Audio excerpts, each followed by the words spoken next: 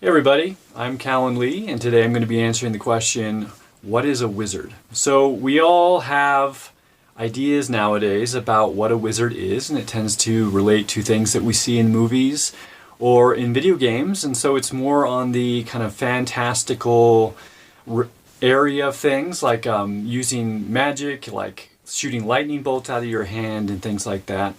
But in reality, a wizard is just someone who seeks the truth and uses it wisely and shares it with other people.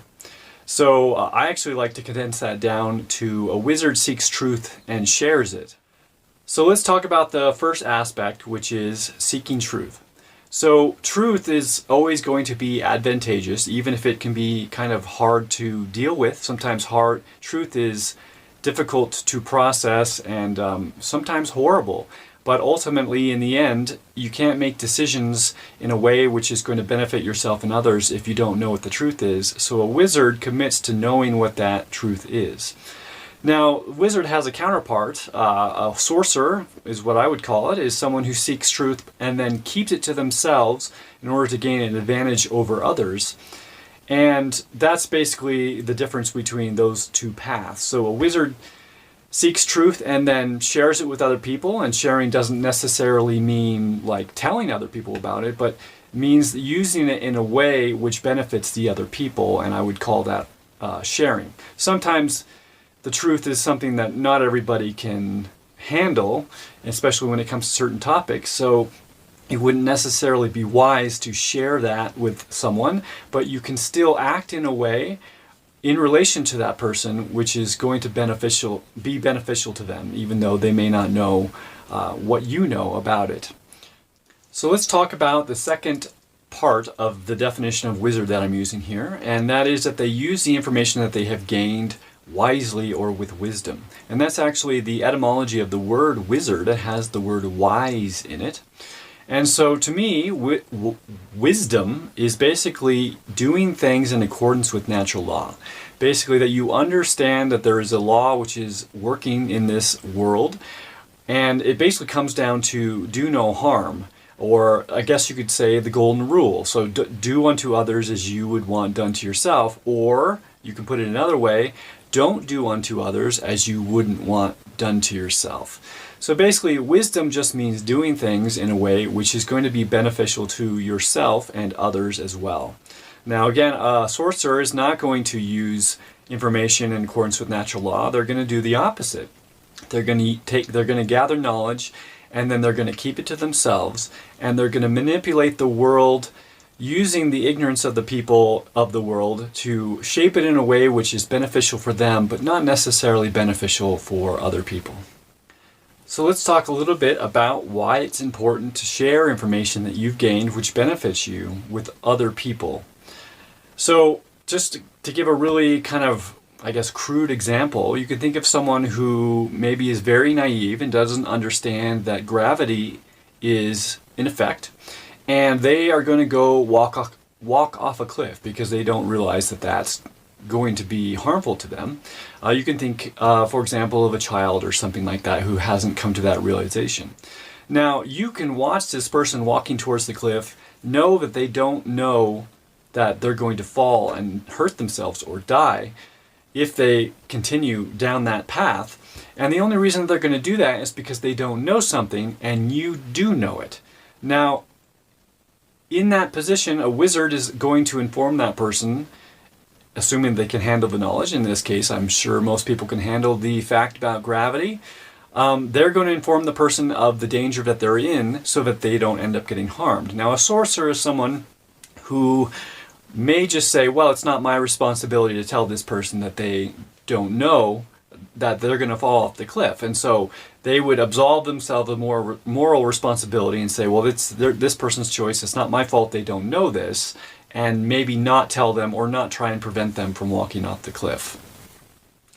So we live in a world where most of the things that we believe nowadays are actually not true, or are maybe 95% true, but have some aspect of them which are false, which actually corrupts the entire thing.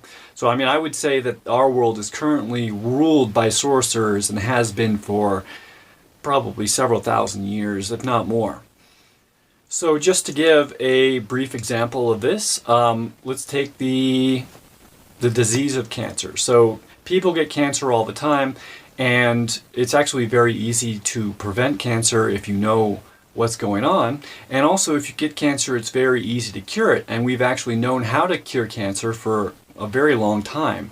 Now, the reason that people currently don't know that is because there's industry, chemotherapy and things like that, or the whole medical industry around cancer, which actually does things which science has actually proven aren't effective. Chemotherapy, for example, is only effective against a few different types of cancer, yet we use it for all different kinds of cancer, and it actually is generally what is killing people, not the cancer itself. So the reason why a sorcerer is going to move in a way which creates a world where people are ignorant of the fact that cancer is avoidable and also curable is because it leads to a situation where they are able to gain wealth off of other people's suffering. And also, they just see it as kind of a way of weeding out the weak. So people who get cancer, and also people who are weak-minded and believe in things like chemotherapy because the priest or the doctor told them that they should, and they've just gone along with what society told them and never questioned themselves.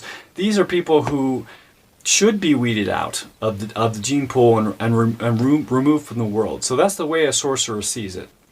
Now, a wizard sees it as truth is not something that you own, it's something that is outside of yourself, and it does not belong to you, it belongs to everyone, and so everyone deserves equal access to it. And in the case of cancer, people should know that there are ways to avoid cancer just by lifestyle, and they should know that there are ways to cure it. But unfortunately, we live in a world where that's not the case, and there's many, many, many examples of that type of situation going on these days. So let's go into kind of the topic of magic, because magic is something that people generally associate with wizards. And basically, people often think that magic is outside of the rules of the universe, or something otherworldly, or not subject to the laws of physics and things like that. Now, that's not actually the case. You can think, for example, let's say you have your cell phone, and you were to go back 1,000 years in time, and you would have the ability to track where you were with the map, although I suppose you wouldn't have GPS, but you would have all of these powers. You'd be able to turn on the flash and have a flashlight out of nothing without having a torch. People of that time would basically see you as magical, but really, you're just using advanced technology. So magic is often just using advanced technology or using knowledge which is not commonly known to the general population. Now that's what the occult is. Occult means hidden, and these are things which are hidden from the general population by the sorcerers who rule this world. So a lot of people, especially from kind of the Abrahamic religions, traditions, tend to think of magic or the occult as being evil. And in a way that's true because the occult is often used by people in evil ways, but really it's just hidden knowledge, and knowledge can be used for both good and evil. So there are a lot of things that people generally associate with wizards as being magical, things that they do. For example, being able to move objects, or to manipulate energies in people's bodies, or to maybe live without food, or things like that. Now, I know a person who can move things without touching them through telekinesis. I personally can move energy in people's bodies without even touching them. And I know of 2 people who are able to live without eating food. So I don't believe that these things are outside of the realm of the laws of the universe. It's just that generally we aren't aware of how these things work. But we can get gnosis, which is basically knowing through direct personal experience that these things are the case. So just in summary, a wizard is someone who commits to finding out what the truth is, no matter what it is, and who chooses to use it in a way which is going to be beneficial to others as well as themselves, and also commits to sharing it with people.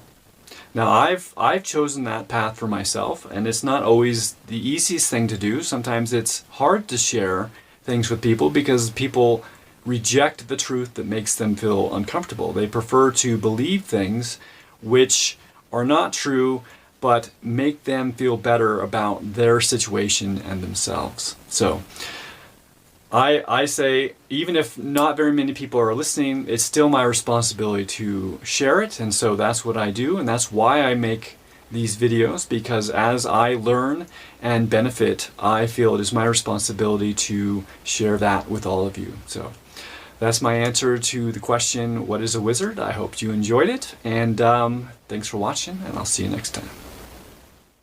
If there's anything you would like to ask me, you can head on over to ask.cahlen.org, and you can search to see if I've already answered your question, and if I haven't, you can submit it there and I'll get an email and I'll answer it with a video as soon as I can. Hey, if you enjoyed this video or found it valuable to you, I hope you will consider it a gift from myself to you. And if you would like to return the favor, you can go to gift.cahlen.org. I've got a list of things that I need at the moment.